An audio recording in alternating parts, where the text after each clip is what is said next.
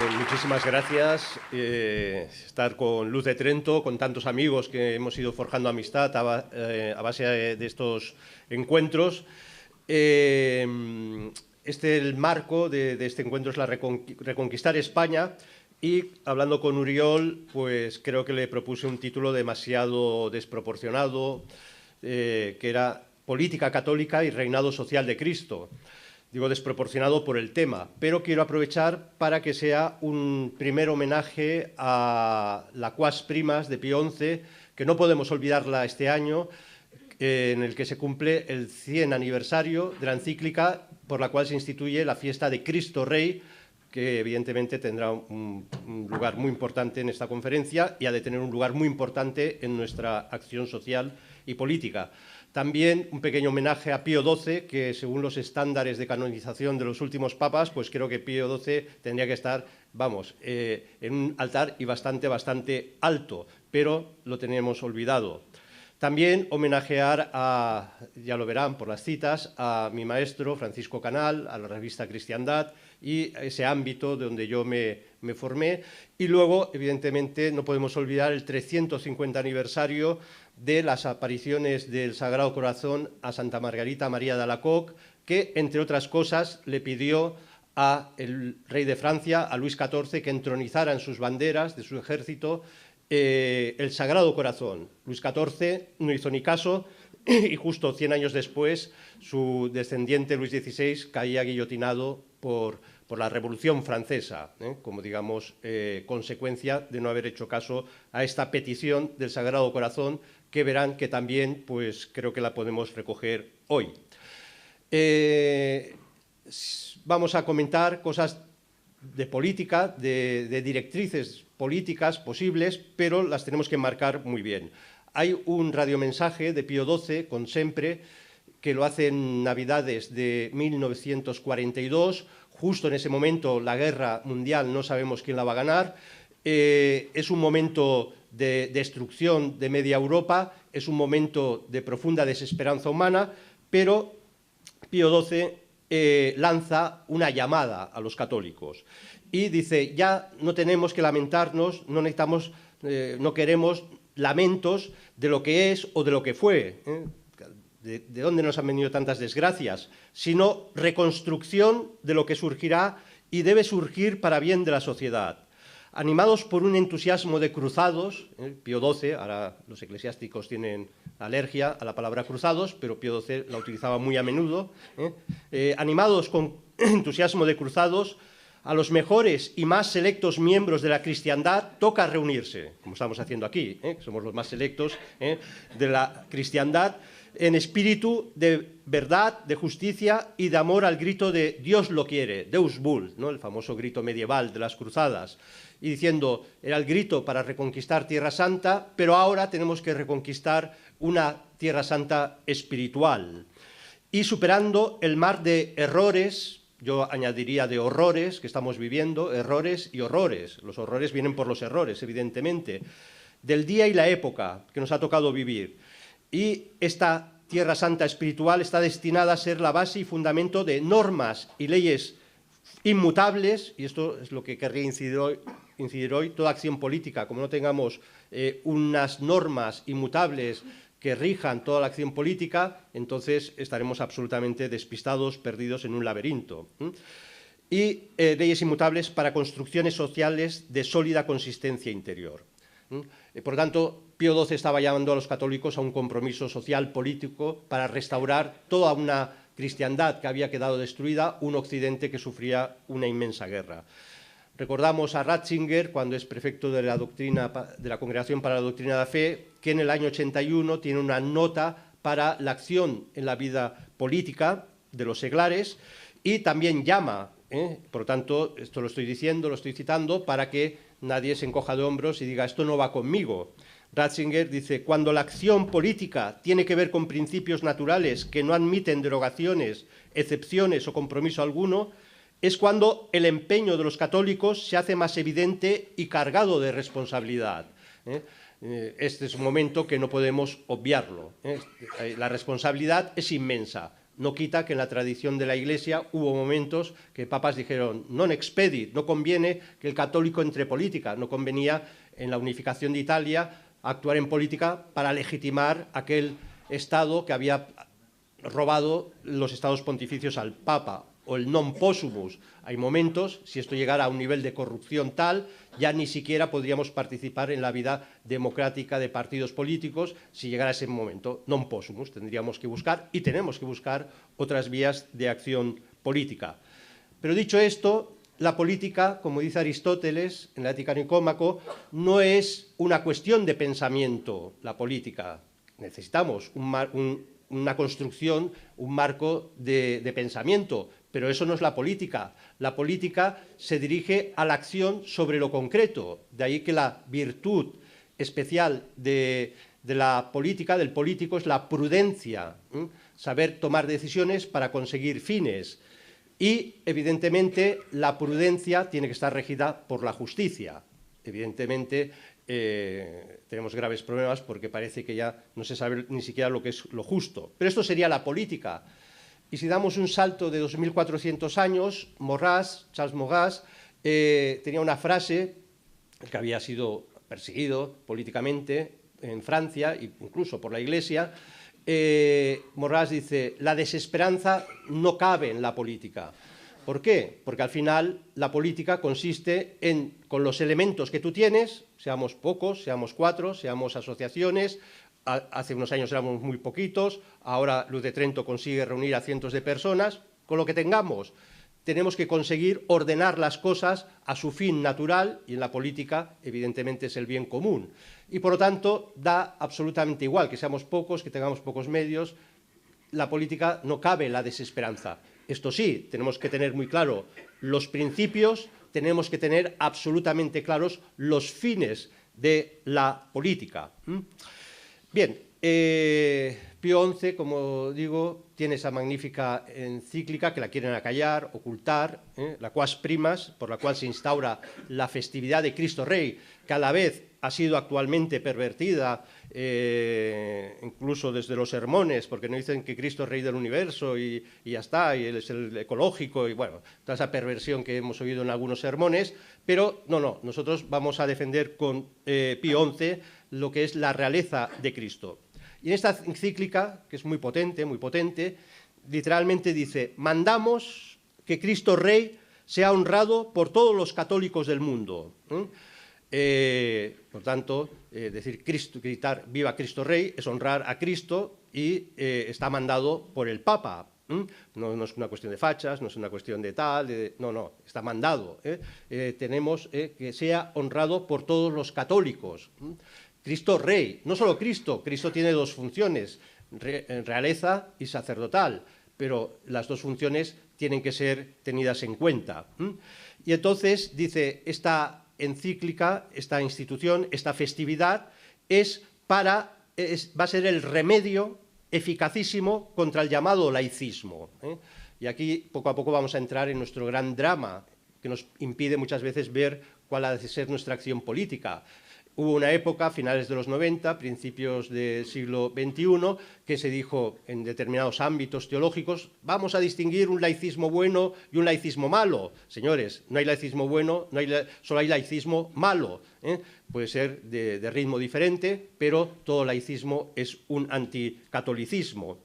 Y el Papa lo tenía muy claro: la festividad de Cristo Rey es contra el laicismo. Y además señala claramente que si no reconocemos la realeza de Cristo como principio, poco a poco se irá desmoronando todo. Y lo dice así, es como un profeta, dice: se empieza negando el imperio de Cristo sobre los pueblos y las naciones, y se acabará igualando unas religiones con otras, y todas serán como la misma, y luego el Estado someterá a la Iglesia, y después la Iglesia será sustituida por una religión o una espiritualidad natural, y después vendrá la persecución.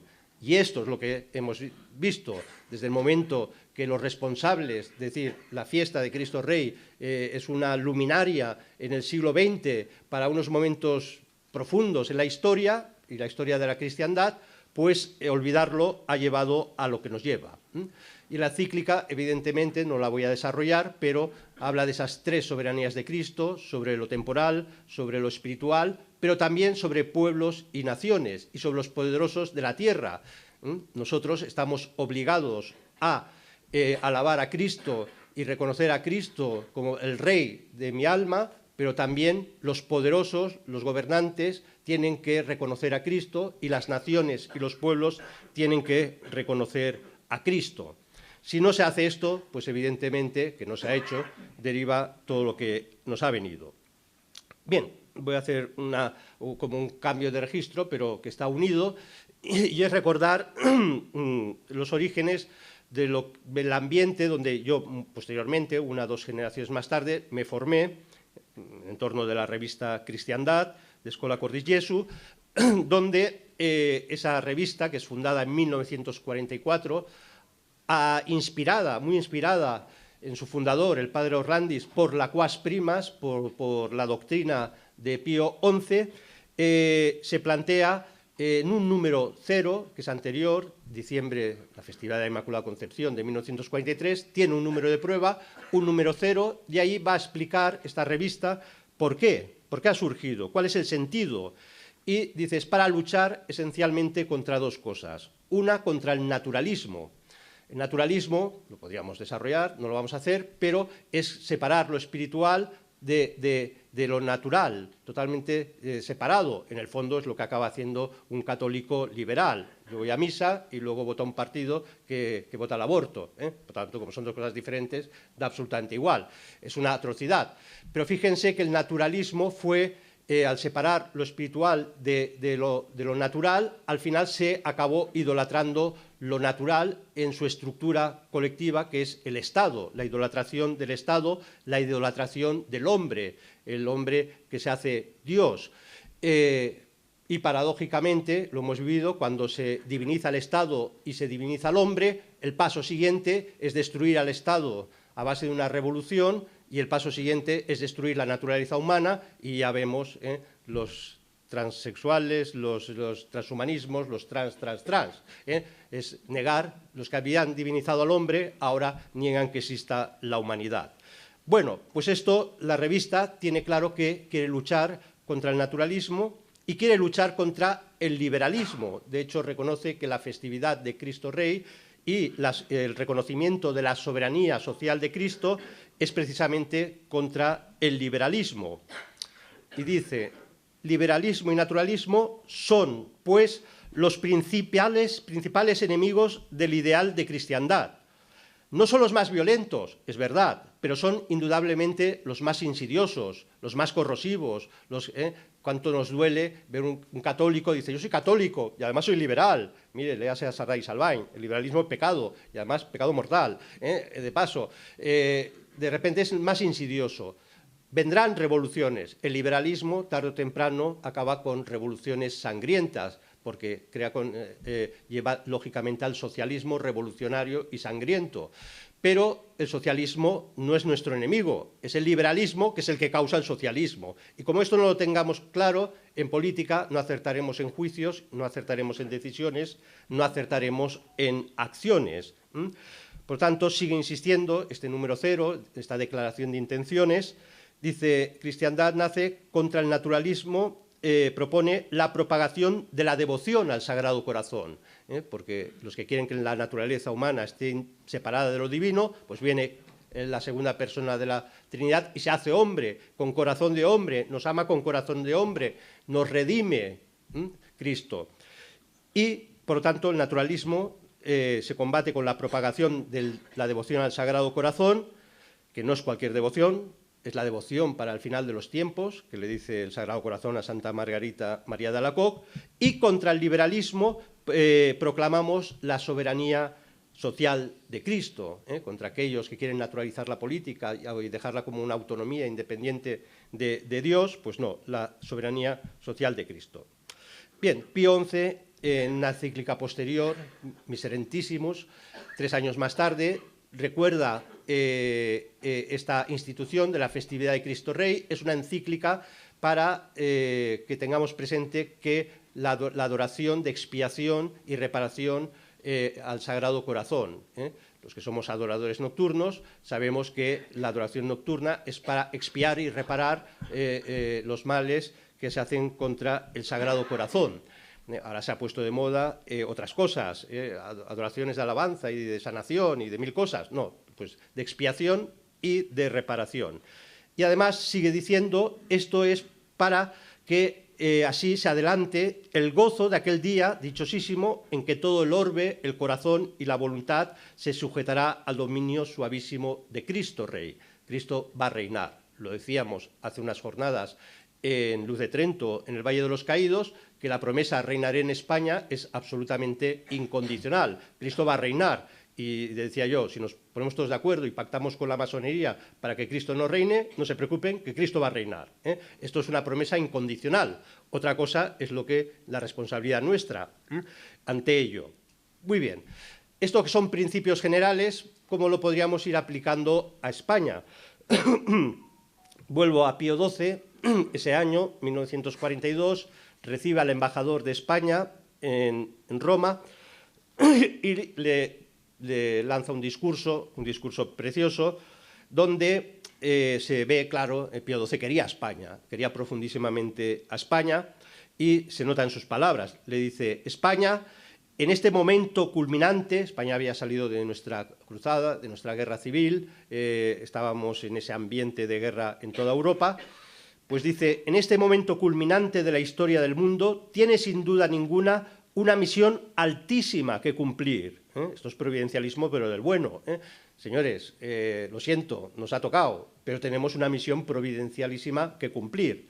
Pero solamente será digna de ella, España, si logra totalmente encontrarse de nuevo a sí misma, en su espíritu tradicional y cristiano. Tenemos que volver a encontrar, lo discutiremos, lo pensaremos, pero tenemos que encontrar cuál es nuestro espíritu tradicional y cristiano, y en aquella unidad que solo desde el espíritu puede edificarse.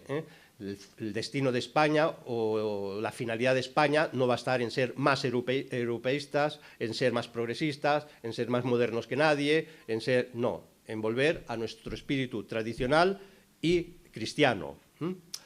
Bien, esto es lo que pide el Papa Pío XII a España a través de su embajador en Roma y, bueno, unos años después, en esa revista Cristiandad, 25 años después de su fundación, encontramos un artículo, se escribe en abril de 1969, donde Francisco Canals, que fue maestro mío, titula el artículo, parecerá un título extraño, es el espíritu de Viladrau, el espíritu de Viladrau. ¿Y a qué se refiere? Se refiere a encuentros que se tenían allá por los años 60, estamos en la fase dulce del franquismo, donde personajes en torno a la redacción de la revista Cristiandad, algunos ya catedráticos de metafísica en la Universidad de Barcelona, se reunían a las faldas del Montseny, en esos julios, agostos pesados, iban a buscar el fresco del Montseny, y ahí tenían tertulias, pero no tertulias tontas, no eran cursos de formación, se reunían amigos. Esto es muy importante, saber reunirse amigos. Quizás esto lo hemos perdido, tener encuentros de amigos para poder hablar de cosas serias del futuro de nuestra patria, sin necesidad de estar militando en partidos políticos. Bueno, esto lo hacían estos hombres y el espíritu de Viladrau, dice Canals, o en el espíritu de Viladrau se recogen qué ideas, qué directrices, qué cosas hay que tener presentes a la hora de que se configure la nueva España que ya se veía venir. En el referéndum de 1947, todos ustedes lo saben, es sobre la sucesión y es muy importante en España porque el alzamiento del 18 de julio se hace en la República y, por lo tanto, una vez se ha ganado, todavía la legislatura es la República, es la republicana. Solo a través de este referéndum del 47 es cuando se decide que España mantiene su original forma monárquica y se establecen las claves para la futura sucesión. Pero hay un referéndum en 1966 que es una referéndum de reforma de ley orgánica, donde algunos ya dijeron, es la nueva Constitución. El movimiento, las leyes del movimiento están evolucionando y algunos ya intuían, bueno, esto ya se está moviendo. De hecho, se empezó a mover y todos sabemos que hubo otro referéndum en 1976 sobre ley de reforma política, donde el pérfido Torcuato Fernández Miranda se inventó aquello de la ley a la ley. Vamos del franquismo a la democracia y además legalmente, como evolución natural. Bueno, todo eso acabó en la pérfida Constitución de 1978, donde ya se traiciona totalmente lo que fueron las leyes del movimiento, que las tenemos que entender como, luego insistiré, y insistía Canals, como un acto constituyente de lo que es España. Por lo tanto, ya en esa época, en ese ambiente, esos hombres, esos intelectuales, ya estaban pensando, bueno, claro, es lógico, Franco morirá en algún momento, esto va a cambiar, ya hay leyes, un referéndum que propone una nueva ley orgánica y una especie de aperturismo. ¿Hacia dónde va esto? Vamos a pensarlo. Y estos hombres propusieron, bueno, una serie, Canal recoge una serie de puntos, unos 11 puntos, avisa, no es un programa político, es discutible, evidentemente, pero tenemos, dice, el convencimiento de que si no se tienen en cuenta estos principios, estas directrices o estas orientaciones, posiblemente España entrará en una deriva que nos acabará llevando a la larga otra vez a la revolución marxista. Bien, entre esos puntos quedan, digamos, bajo esta idea. Ya se va viendo que va a haber diríamos, una transición o que el régimen va a acabar cayendo. Bueno, ¿qué quiero decir? En el 78 cambia el régimen radicalmente y nosotros, profetas de calamidades, ya decíamos, esto va a ir muy mal, esto va a acabar muy mal, mucha gente se reía de nosotros, conservadores se reían de nosotros, gente que votaba a la UCD, católicos de misa en el barrio de Salamanca se reían de nosotros, etcétera, etcétera, etcétera. Profetas de calamidades, no, que la Constitución nos va a llevar a los grandes males, ¿no? Bien, esto ya lo decía Jaime Balmes ya lo decía, Isabel II va a acabar muy mal, está jugando con la revolución, esto va a acabar muy mal. Es verdad que él muere en 1848 y tardaron 20 años más en que cayera Isabel II, pero se cumple al final. Lo que profetiza Jaime Balmes se acaba cumpliendo. La dinastía liberal cae porque precisamente ha connivido con el liberalismo revolucionario. Pues algo así creo que tenemos que tener nosotros muy presentes, profundamente presentes. ¿Qué es? Este régimen está agotado, este régimen va a morir. Va a haber un cambio constitucional, una ruptura. No sabemos cuándo, a lo mejor no lo vemos, a lo mejor nos pasa como Jaime Balmes, tarda 20, 30, 40 años, pero este régimen está muerto. Igual que el régimen de la Restauración de Alfonso XII, ya estaba muerto cuando él muere, y ya con la guerra de Cuba, y luego fue una larga agonía. Estamos en una larga agonía de un sistema que está muriendo. Esto tenemos que ser conscientes, nos guste o no. Y preveyendo este languidecer futuro de lo que iba a ser el proceso constituyente, ante un nuevo proceso constituyente vienen estas directrices. ¿Qué es lo que tenemos presente? ¿Qué es aquello que no podemos renegar sí o sí? Y en ese espíritu de Villadrau se propone el reconocimiento del carácter constituyente de nuestra cruzada del 36. Porque ya, cuando se escribe este artículo, 1969, ya en ciertos ambientes del movimiento, ya había el aperturismo, ya se empezaba a decir, bueno, habrá que acabar pactando, tendremos que aceptar partidos más o menos de izquierdas, más o menos controlados, hombre, reivindicar, ya han pasado 30 años del 39 y de la victoria, bueno, vamos a consensuar. Y Canals advierte, cuando se quiere consensuar, diciendo que la cruzada no fue un acto constituyente del mismo rango y nivel que fue el Tercer Concilio Toledano, que fue la batalla de Covadonga, que fue la prefiguración de los reinos de España en la batalla de las Navas de Tolosa. Eso es constituyente de nuestro carácter, de nuestro ser, de nuestra historia. Si renegamos de ello, España no puede sustentarse en nada. Pues bien, no podemos renegar de eso, y aquellos que decían que vamos a consensuar con las izquierdas y al final hagamos una transición y nos perdonamos todos, Canals decía no, porque al final lo que acabará no habrá un consenso, lo que acabará será siendo un revanchismo de las izquierdas negando el valor del 18 de julio. Esto ha sido absolutamente profético, no sé si me explico, absolutamente profético, porque hay guerras civiles, dice Canals, que dividen, que separan. De hecho, las guerras civiles del siglo XIX, la rama ganadora, isabelina, se sustentaba, se decía la frase, por las bayonetas, porque si no hubiera caído constantemente, no hubiera durado nada. Pero la cruzada del 36 es constituyente y, digamos, configura, concilia España, y lo tenemos como ejemplo en piedra, pues en nuestro Valle de los Caídos. También dice, hay que tener el convencimiento de que España es un reino. España no es una república.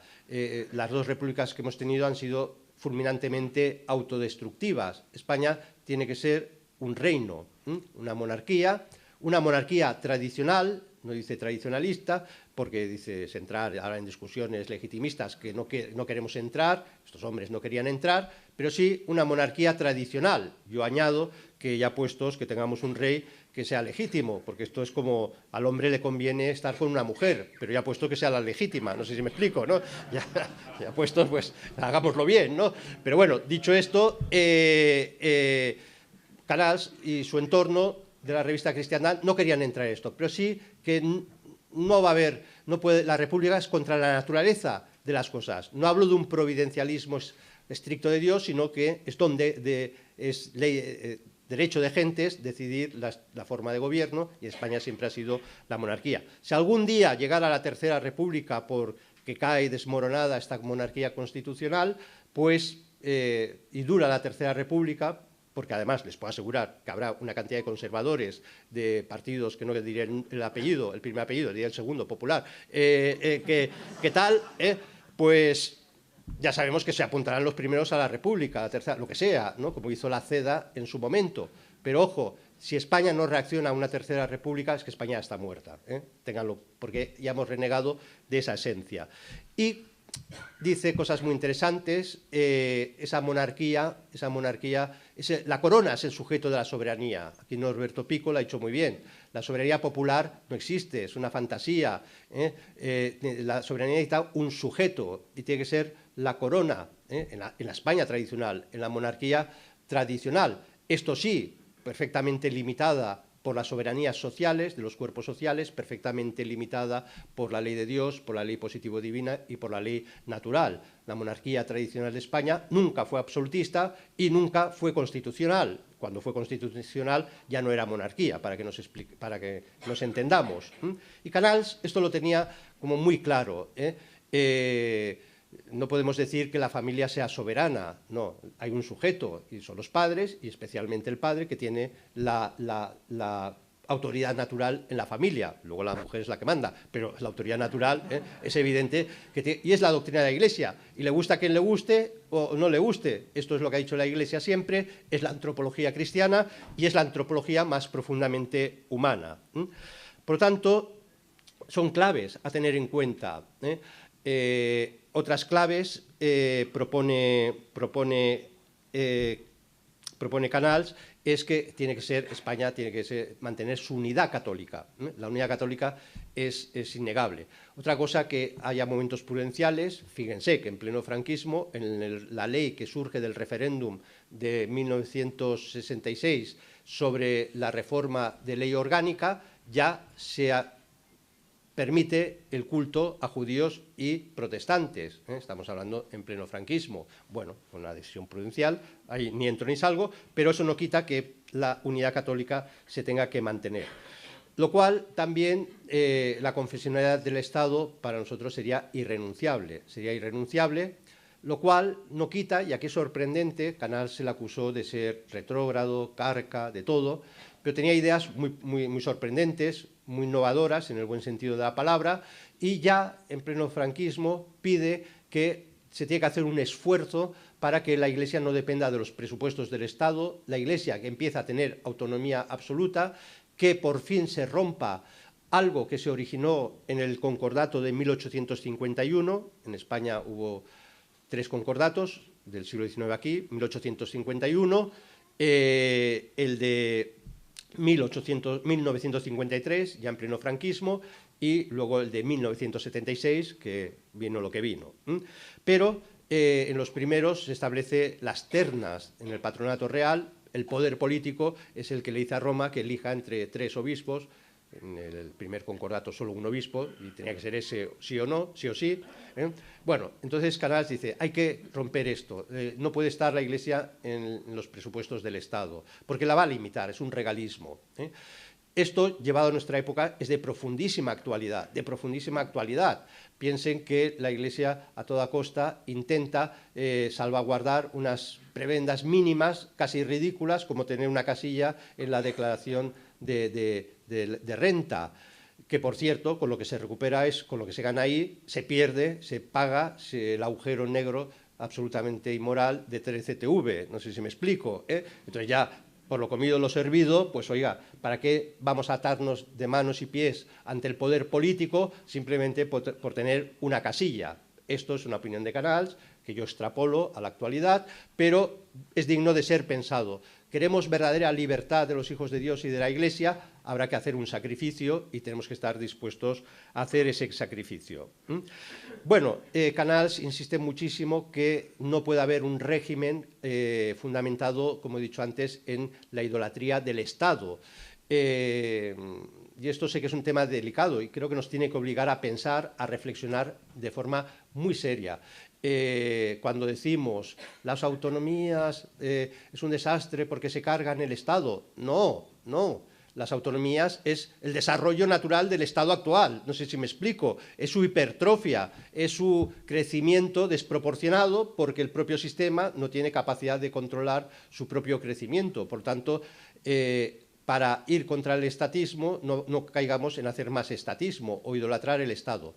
Y para eso Canals tenía muy en cuenta la doctrina tradicional de la Iglesia, de los cuerpos intermedios, la doctrina tradicional en el pensamiento político hispano, donde las soberanías sociales que puedan residir en las universidades, en cuerpos orgánicos, en cuerpos sociales, son básicas. No podemos construir un Estado con la hilación conceptual Estado-individuo, y cada individuo un voto. Si conseguimos esto tendremos una democracia pura y seremos muy felices. No, es un problema de concepto absolutamente erróneo, un concepto erróneo, ¿no?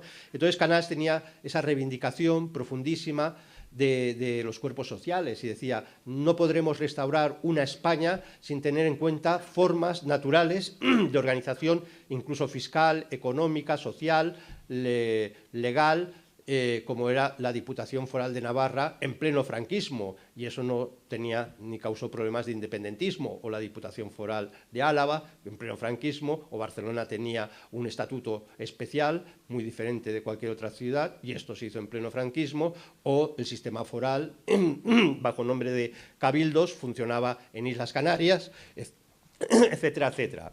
El problema del separatismo, de la destrucción de lo que es nuestro tejido social viene por otro lado, Y Canals decía, si no vemos esto, no veremos nada, Bien, quizás para sintetizar, se lo voy a leer lo que decía Canals, este programa, estas directrices de lo que tiene que ser el fin. Ahora estamos con lo que estamos. Sabemos que esto va a ir muy mal, como ha dicho Norberto Pico, esto va muy mal, pero si tenemos claro lo que va a venir, que pasaremos una gran tribulación, esto no les quepa duda, pero luego ya veremos, la providencia actuará, pues tenemos que tener muy claros los principios. Y para España, en este espíritu de Viladrau, lo sintetiza así, un párrafo un poco largo, pero son, digamos, las claves. Los fundamentos del edificio político del Reino de España, es la unidad católica, la soberanía de la corona, lo que hemos dicho antes, sus límites orgánicos, señalados por la autarquía de cuerpos intermedios, de verdadera representatividad de las Cortes, que no puede ser a través de los partidos políticos, luego lo incidiré muy brevemente, la intervención obligada en la legislación de las Cortes, la independencia de la Administración de Justicia. Esto ya lo estaban diciendo estos hombres en pleno franquismo, pero no como una crítica al franquismo, sino como el franquismo tiene que descubrir que esta es la evolución natural. Si esto no se descubre, por desgracia ya sabemos dónde nos llevó a la historia. Nos llevó a la Constitución del 78, a la democracia inorgánica y, evidentemente, desaparecida la soberanía real, porque el rey ya no gobernaba, el rey reina y no gobierna, dice absurdamente la Constitución, pues si no hay sujeto de soberanía, no se preocupen que las élites mundiales y las oligarquías mundiales son las que ejercerán la soberanía y el poder. Pues bueno, la intervención sigue Canals. La independencia de la Administración de Justicia, la fuerza e independencia del Ejecutivo, pero basado en la prerrogativa del rey, no el Ejecutivo basado en el control de un partido político que ha ganado las elecciones y a través de sus camarillas y sus castas decide quiénes van a ser los ministros y cómo se van a repartir el pastel. Y así va siguiendo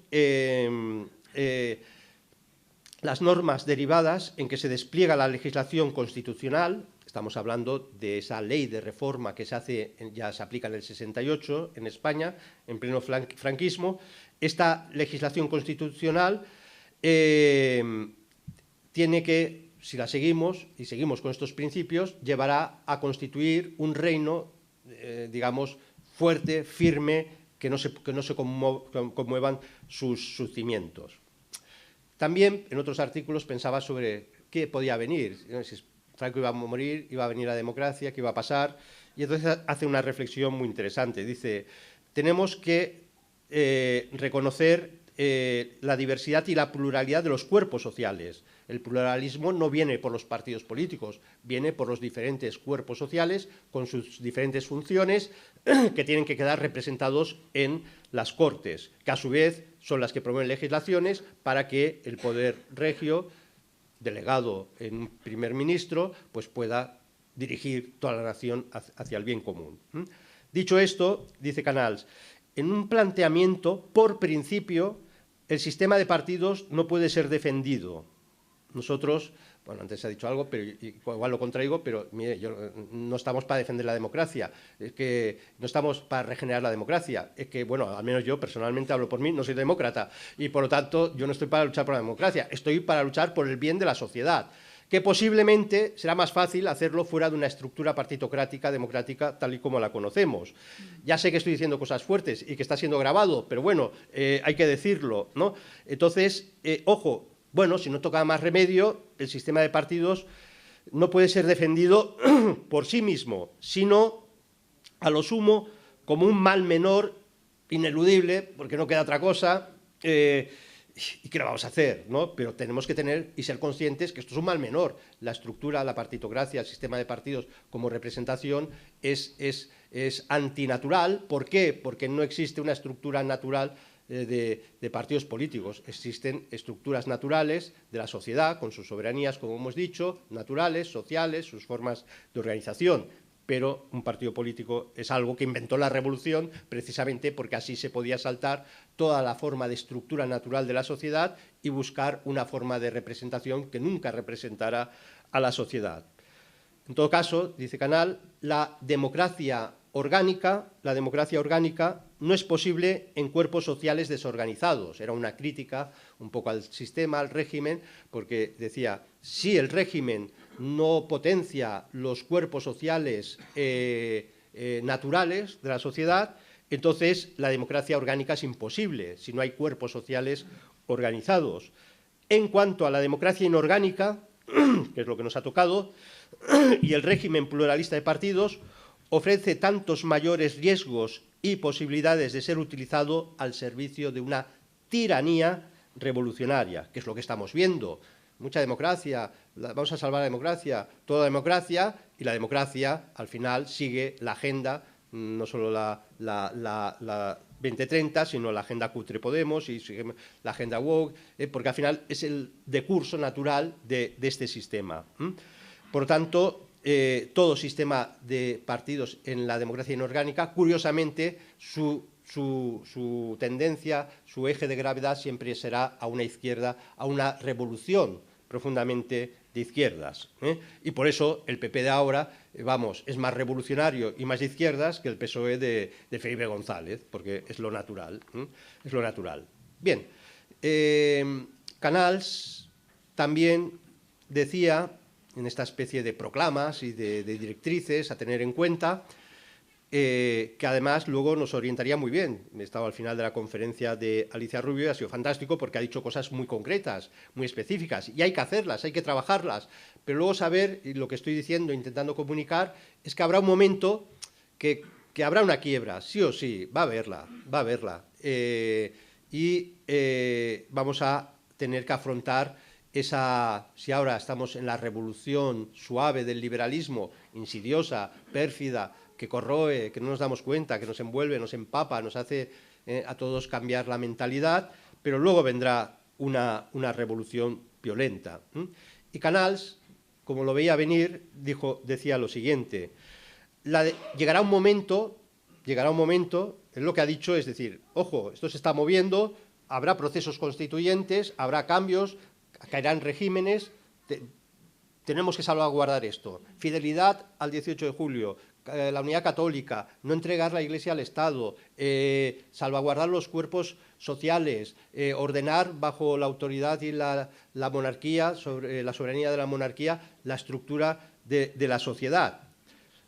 Y si esto no se puede, y si esto cae, pues la defensa de Occidente ya no será posible sino con espíritu de cruzada, vuelve a salir la palabra cruzada, no al servicio de lo establecido, claro, porque muchas veces creemos que nuestro deber como políticos es salvaguardar este régimen, lo que podemos salvaguardar. Yo niego la mayor, es que este régimen tiene que caer. Otra cosa es que tengamos obligación moral de luchar contra esto, contra este mal. Bueno, esto lo tenemos que hacer, esto es parte de la prudencia política. Pero cuando caiga el régimen, no podemos luchar al servicio de lo establecido, sino al orden social y cristiano. Punto. Sin medias tintas. No defendiendo el capitalismo, aquí no estamos para luchar a favor de los neocons y salvar el capitalismo, sino la propiedad y la familia. No a la sociedad de consumo y bienestar, no estamos por la sociedad de consumo y bienestar. Por cierto, todo el programa político del PP consiste en decir que si conseguimos que haya consumo y bienestar, entonces se resolverán todos los problemas morales de España y se regenerará la democracia. Mire, no estamos para esto, para favorecer la sociedad de consumo y bienestar, sino las dimensiones más íntimas y familiares de la vida humana. No, sigue diciendo, el orden, no estamos para defender el orden y el progreso, sino la tradición. No estamos para salvaguardar un sistema que se cae a trozos y para que siga, para que progrese, no sé hacia dónde, pero para que progrese, no, estamos por la tradición.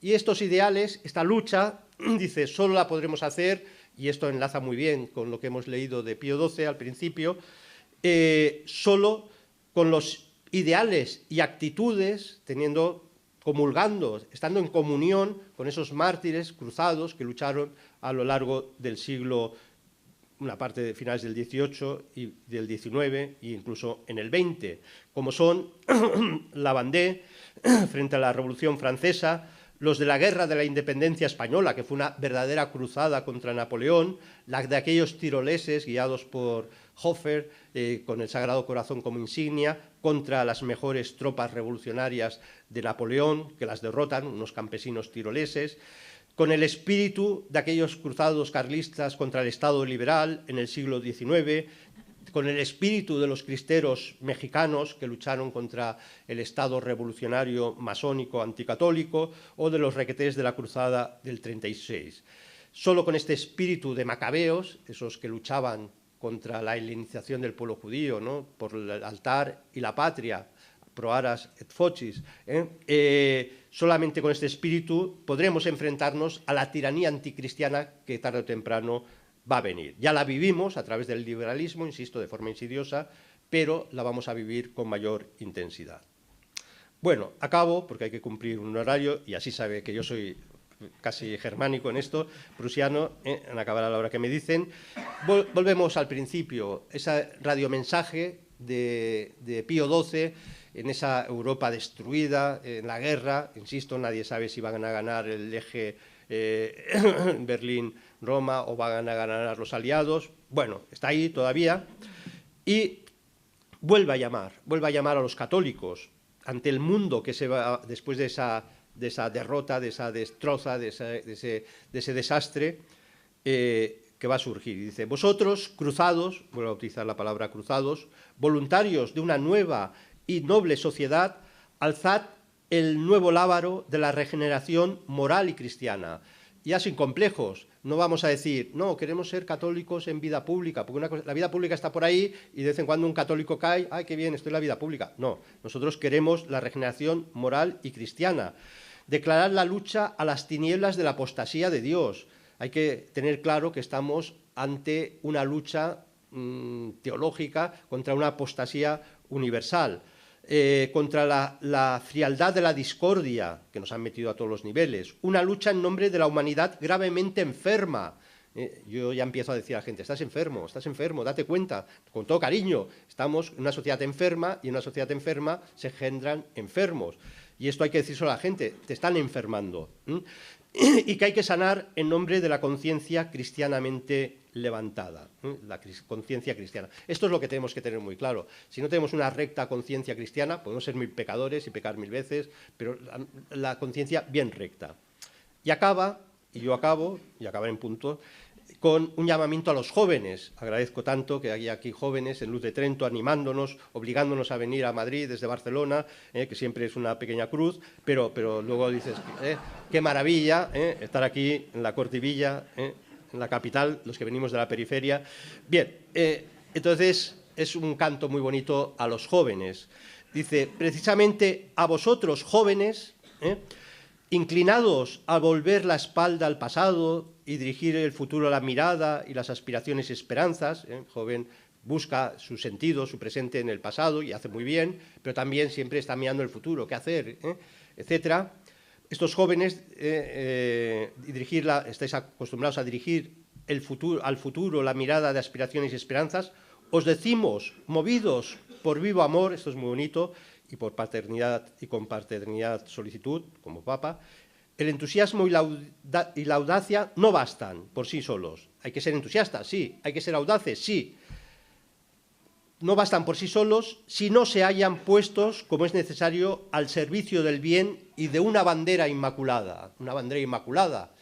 Nosotros tenemos la suerte que creo que tenemos dos grandes banderas inmaculadas. Una, la Cruz de San Andrés, que en estos últimos años todos los hemos vivido con asombro y sorpresa, se ha convertido en el signo, la bandera de identidad de la hispanidad, como esa gran Christianitas Minor, esa cristiandad menor que salió de la gran cristiandad de Europa.